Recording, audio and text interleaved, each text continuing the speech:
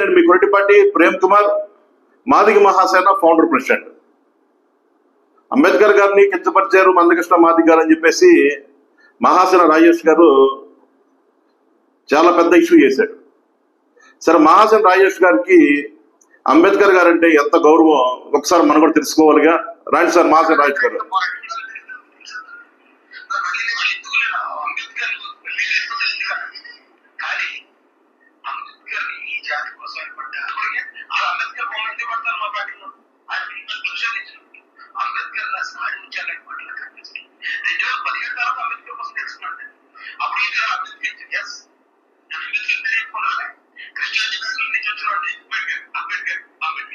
అంబేద్కర్ గారిని గౌరవించడానికి ఎక్కువ అనుకోసం జీవితానికి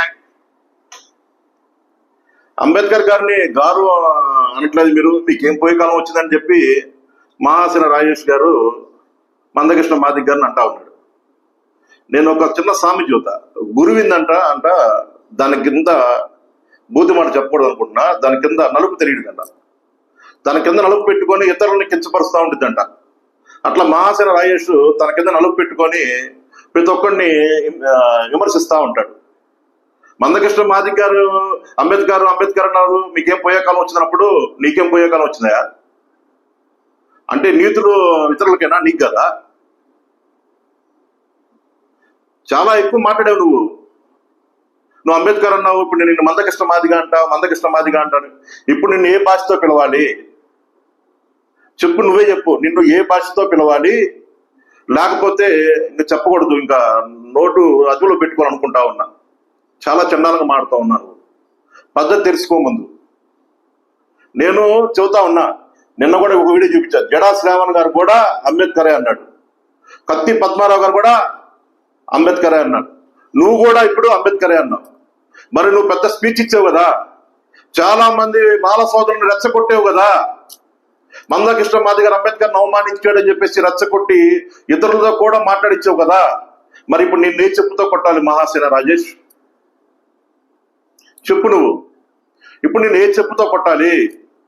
నువ్వు మాటకి అంబేద్కర్ అన్నావు కదా, నిన్ను ఏం చేయాలి ఇప్పుడు? నువ్వే చెప్పాలి, ప్రజలు తెలియపరచాలి. పద్ధతి, గౌరవం ఉండాలి, ఎదురు మనిషి పట్ల గౌరవం ఉండాలి. ఒక మనిషి 30 ఏళ్ళగా పోరాటం చేస్తున్నాడంటే అతని ప్రజలు ఎంత నమ్మారో అర్థం చేసుకో. 30 సంవత్సరాలుగా కుల సంఘం నడిపిస్తున్నాడంటే కుల నాయకులే కాదు, జాతీయ కాదు, సమాజం కూడా ఎంత సపోర్ట్ చేస్తుంది తెలుసుకో. సమాజం సపోర్ట్ లేకపోతే ఇంత పెద్ద ఉద్యమాన్ని నడిపించే శక్తి మందకృష్ణ మాదిగ గారు ఉండేది కాదు. అన్ని కులాలు, అన్ని జాతులు కలిసి ఈ భారతదేశం ఒక సమూహం. అన్ని జాతులు ఉన్నాయి మన భారతదేశంలో, అన్ని కులాలు ఉన్నాయి.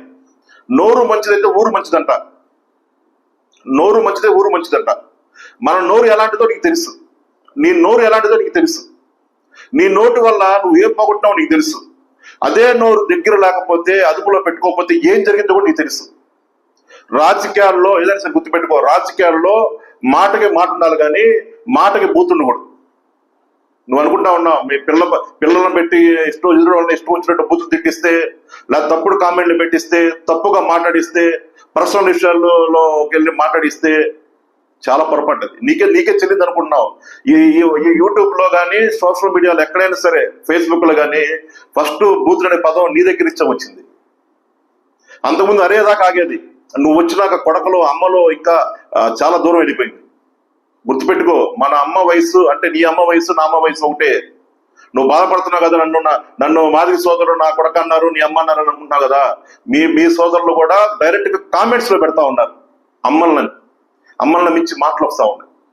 అది పత్తేనా చెప్పు. వాళ్ళు కూడా అరే వాళ్ళ తల్లి మన తల్లి ఒకటేరా బాబు, తల్లిల గురించి ఎందుకురా బాబు, ఏమనుంటే అరే గిరి అనుకుందాం, కొడకల్లారా నా కొడకలు తాగిపోదాం రా బాబు, పెద్ద మాటలు ఎందుకురా.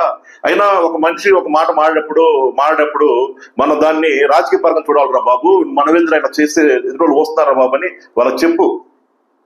పద్ధతి లేకుండా, విధానం లేకుండా అంబేద్కర్ గారిని మందకృష్ణ మాదిగ గారు అవమానించాడంటూ ఇతరుల్లో సోషల్ మీడియాలో మంచి ఫాలోయింగ్ ఉంది నాకని చెప్పేసి ఇతరులను రెచ్చగొట్టే ప్రయత్నం చేస్తే, ఈ రోజు నువ్వు మాట్లాడే దానికి నిన్ను ఎలా చేయాలి, ఏం మాడాలి నువ్వే చెప్పు మాకు. పద్ధతి తెలుసుకో, ఇప్పటికైనా సరే పద్ధతి తెలుసుకొని రాజకీయ పరంగా మాట్లాడు, రాజకీయంగా ఎదుగు. తక్కువ సమయంలో ఎక్కువ ఎదిగావు నువ్వు, దాన్ని నిలబెట్టుకో. నిలబెట్టుకో. గర్వంతో చొక్కా పైకి లాక్కొని ఇట్లా నువ్వు చేతికి 2 ఉంగరాలు పెట్టుకొని కడియం పెట్టుకొని నువ్వు నేను పెద్ద తోపు అనుకుంటే నీలాంటి తోపులు చాలా మంది నీకన్నా ఎక్కువ ఆలోచించి కింద పడి లేవకుండా భూమిలో కలిసిపోయారు. నేను చెబుతా ఉన్నా, ఇప్పటికైనా తెలుసుకో. దేవుణ్ణి మనం యేసుప్రభువుని పూజిస్తాం, మనం బైబిల్ ఆరాధిస్తాం. తగ్గించబడాడు హెచ్చించబడతాడంట. నువ్వు తగ్గించుకుంటే హెచ్చించబడతావు. నేను తగ్గించుకోను, నాకు దగ్గర నోరు ఉంది, నాకు స్క్రీన్ ఉంది, నాకు వెనక ఫాలోవర్స్ ఉన్నారు, నేను ఏ మాట చెల్లిద్దు అనుకుంటే నువ్వు ఖచ్చితంగా చెబుతా ఉన్నా, ఒక్క రోజు నువ్వు కూర్చొని తల పట్టుకుని ఏడ్చే రోజు ఖచ్చితంగా వస్తుంది, బాధపడే రోజు ఖచ్చితంగా వస్తుంది. నేను ఒకటే చెబుతా ఉన్నా, మందకృష్ణ మాది గారిని గౌరవంగా మాడితే నిన్ను కూడా గౌరవంగా మాడతాం. ఆయన పొరపాటున ఇక్కడి నుంచి నువ్వు మందకృష్ణ అనే ఏకవచనం మాడితే మాత్రం మేము కూడా చెబుతున్నాం, నువ్వు ఏ పదాలు వాడావో అదే పదాలు మేము వాడతాం ఖచ్చితంగా. 100% మాకు కూడా వచ్చు. పెట్టండి, ఇష్టం వచ్చి తిట్టుకోండి, ఏం బాధపడం, మేమేం బాధపడం. సింహం వెళ్తా ఉంటే కుక్కలు కొరుతాయి అంట, అర్థమైందా? సింహం వెళ్తుంటే గ్రామ సింహాలు నవ్వుతాయి అంట. నేను గ్రామ సింహాలకు ఫీల్ అవుతున్నాను. మిమ్మల్ని గుర్తుపెట్టుకోండి. మన మాట, మన భాష, మన సంస్కారం, ఒక విధానం ఉండాలి, పద్ధతి ఉండాలి, గౌరవం ఉండాలి. నోటుకొచ్చిన మాటలో నోటుకొచ్చిన బూతులు మాట్లాడితే నీకు సంతోషంగా నువ్వు ఆనందపడతావేమో కానీ ఇతరులు నేను చూసి ఎలా మాడుకున్నావు. ఒకసారి నువ్వు ఒక మాదిగలు కానీ ఇతర కులస్తులు కానీ నీ గురించి పెట్టే పోస్టుల్లో కింద కామెంట్ చూడు.